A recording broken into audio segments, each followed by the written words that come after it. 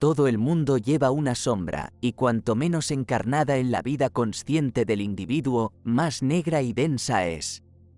Si una inferioridad es consciente, uno siempre tiene la oportunidad de corregirla.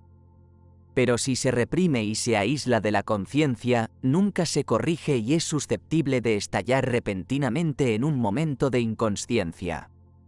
En todo caso, forma un obstáculo inconsciente que frustra nuestros propósitos más bien intencionados. Carl Jung habla de dos tipos de sombras: la sombra personal, el lado oscuro desconocido de nuestra personalidad, y la sombra colectiva, el lado oscuro desconocido de la sociedad. Comenzando con la sombra personal, Jung la llama lo que una persona no desea ser. Representa atributos y cualidades desconocidos o poco conocidos del ego. Es la suma de todas esas cualidades desagradables que nos gusta esconder. La sombra contiene inferioridades que todo el mundo tiene pero que prefiere no conocer, parecen débiles, socialmente inaceptables o incluso malvadas. La sombra es más visible cuando uno está preso de ansiedad u otras emociones, bajo la influencia del alcohol, etc. Uno puede soltar repentinamente un comentario hostil durante una conversación amistosa. Cuando no queremos asimilar lo que despreciamos, lo proyectamos a los demás. Es posible que uno se familiarice con su propia sombra y sea parcialmente consciente de ella, es decir, bajo el control del ego.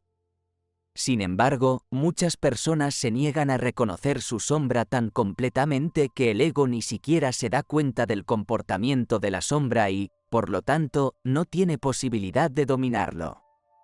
En estas condiciones, la sombra es autónoma y puede expresarse en estados de ánimo inexplicables, irritabilidad y crueldad. A lo largo de sus escritos, Jung se refiere a la importancia de desarrollar la conciencia de la sombra en la psicoterapia y sus proyecciones en la vida del individuo. Aunque la sombra generalmente se percibe como negativa, también puede ser positiva. De hecho, explorar nuestra sombra nos da acceso a muchas cualidades positivas. Jung escribe que la sombra muestra una serie de buenas cualidades, como instintos normales, reacciones apropiadas, percepciones realistas, impulsos creativos, etc. Una de las colaboradoras más cercanas de Jung, Marie-Louise von Franz, escribe: «La sombra no siempre es necesariamente un oponente. De hecho, es exactamente como cualquier ser humano con el que uno tiene que llevarse bien, a veces cediendo, a veces resistiendo, a veces dando amor, sea lo que sea que la situación requiera. La sombra se vuelve hostil solo cuando es ignorado o incomprendido.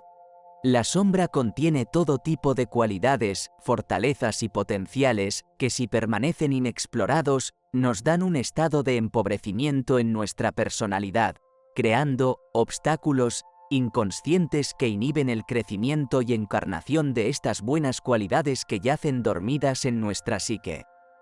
Por ejemplo, una persona podría creer que ser asertivo es ser grosero o agresivo, perdiendo las cualidades de la confianza y la capacidad de hablar por sí mismo de una manera honesta y respetuosa, que a su vez puede conducir a una menor proactividad, hacen que sea más difícil obtener un aumento o un ascenso laboral, luchar con el dinero, etc.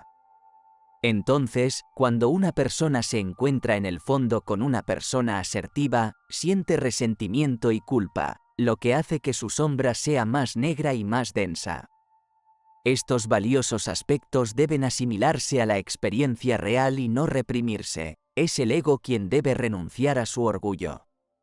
También encontramos nuestra sombra en nuestros sueños, como una persona del mismo sexo que el soñador. Es lo que parece ser una crítica a nuestro carácter desde el inconsciente, un juez interior de tu propio ser que te reprocha, y el resultado suele ser un silencio embarazoso.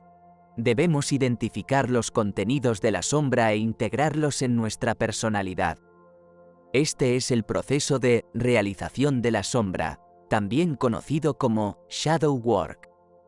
Aquí comienza el penoso y prolongado trabajo de la autoeducación. Hay que entablar largas y difíciles negociaciones con la sombra, obra, podríamos decir, que es el equivalente psicológico de las labores de Hércules. A través del shadow work, uno puede observar su sombra exteriormente observando sus reacciones emocionales y siendo radicalmente honesto acerca de las interacciones de uno con los demás, e interiormente explorando sus sueños. Esto le permite a uno iluminarse y reduce el potencial destructivo de la sombra, no tanto, por así decirlo, haciendo la guerra contra la oscuridad, sino llevando la oscuridad a la luz a la oscuridad. Como escribe Jung, no hay luz sin sombra ni plenitud psíquica sin imperfección. Uno no debe luchar por la perfección, sino por la integridad de la personalidad. El proceso de individuación de toda la vida crea un equilibrio entre los reinos consciente e inconsciente de uno, alineando el ego con el yo, la totalidad de la personalidad de uno. Sin importar cuán aterrador u oscuro sea enfrentar nuestra sombra, encontrar la verdad trae alivio. El discernimiento de la verdad es el proceso de autenticidad, una minuciosa excavación en las profundidades de nuestro ser para explorar posibilidades y limitaciones, distorsiones y las partes enterradas y a menudo olvidadas de nosotros mismos y nuestras habilidades.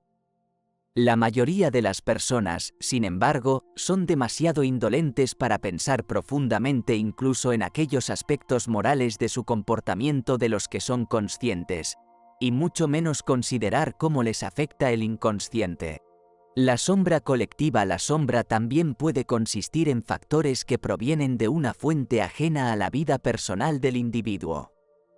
Aquí es cuando nos topamos con la sombra colectiva, el lado oscuro o los aspectos desconocidos o poco conocidos de una sociedad y cultura.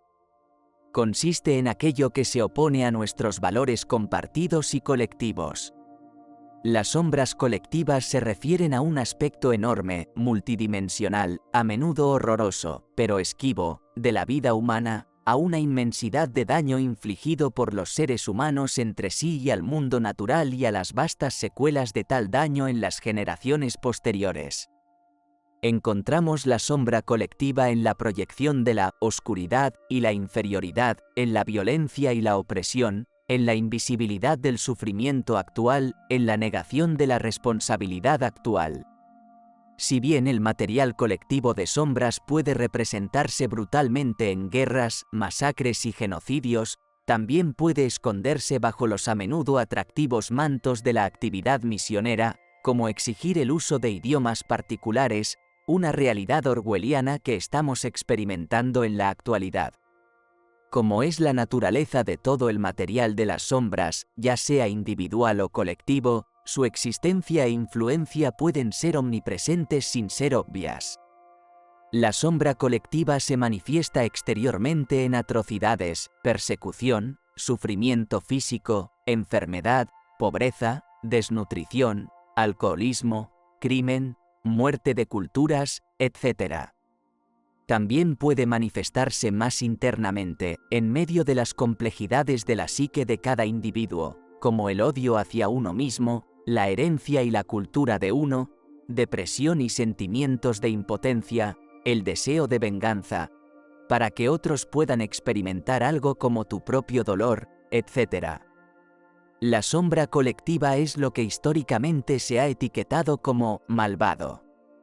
En la tradición cristiana sería el diablo, y quien está poseído por el diablo pierde su calidad humana y adquiere una naturaleza demoníaca.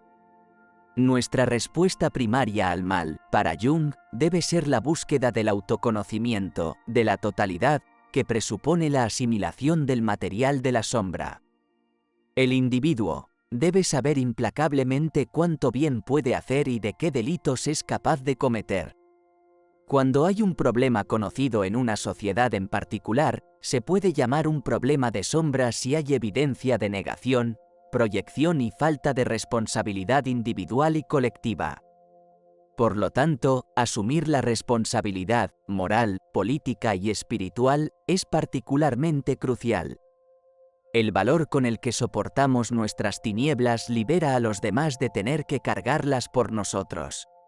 Por ejemplo, para responder a ejemplos de sufrimiento histórico masivo. guerras, genocidio, holocaustos, opresión generalizada, etc., cuyos efectos persisten. Como seres humanos, tenemos mucho que aprender al respecto. La negación, a menudo relacionada con el deseo de seguir adelante con las cosas y dejar el pasado atrás, parece el enfoque más común y, por lo general, la primera reacción. Ha habido muchos intentos de lidiar con pasados difíciles y dolorosos a través de disculpas públicas por apoyar atrocidades, arrepentimiento, pagos de reparación después de guerras, peregrinaciones a lugares de gran sufrimiento, etc. Pero, ¿cómo podemos lidiar con el pasado de tal manera que la integración de la sombra ocurra profundamente y ampliamente dentro de una población, en lugar de simplemente a un nivel simbólico a través de líderes o políticas? Recordar y hablar lo que a menudo parece indecible es inevitablemente un proceso doloroso para víctimas y perpetradores, transeúntes y testigos. Cualquier proceso de este tipo solo puede considerarse exitoso o razonablemente completo una vez que se haya expresado y escuchado el dolor, la indignación, la traición, el sufrimiento y todos los demás sentimientos, y una vez que se haya asumido la responsabilidad. Decir la verdad es la forma más deseable y factible de lidiar con un pasado difícil. Un ejemplo de una terrible psicosis masiva representada por la sombra colectiva es la Alemania nazi, donde la gente cayó en la naturaleza demoníaca a través de su sombra personal. Se unieron al partido nazi e hicieron cosas peores de las que jamás hubieran imaginado o hubieran hecho en condiciones sociales normales. En este sentido, la sombra personal es el puente hacia la sombra colectiva. Por lo tanto, es importante resolver primero los conflictos internos, la propia sombra personal, para no caer inconscientemente en la sombra colectiva. Entonces, uno puede influir más tarde en otras personas y la sociedad estaría mejor en su conjunto. Si practicamos mindfulness, sabremos cómo mirar profundamente en la naturaleza de la guerra y, con nuestro conocimiento, despertar a la gente para que juntos podamos evitar repetir los mismos horrores una y otra vez. La guerra está en nosotros, pero es también en todos. Todo está a punto de explotar, y todos somos corresponsables. Resumen. Enfrentando la sombra colectiva en resumen, primero debemos reconocer nuestra sombra personal y entablar negociaciones largas y difíciles con ella. Ser honestos con nosotros mismos y nuestras interacciones con los demás, observar nuestras reacciones emocionales y explorar nuestros sueños, para no convertirnos en víctimas pasivas de nuestra sombra y de nuestras proyecciones inconscientes, lo que nos permite rescatar las buenas cualidades que yacen dormidas dentro de nosotros, lo que mejora nuestra vida y la vida de quienes nos rodean. Entonces podemos ser conscientes de la sombra colectiva y no caer presa de ella y asumir la responsabilidad de abordar la negación de temas importantes y la falta de iniciativa individual y colectiva. El coraje de soportar nuestra oscuridad brinda alivio a los demás. Como decir la verdad es la forma más deseable de lidiar con un pasado difícil, en lugar de descartar las atrocidades y hacer que la sombra se vuelva más negra hasta que no pueda crecer más, y que así la historia se repita.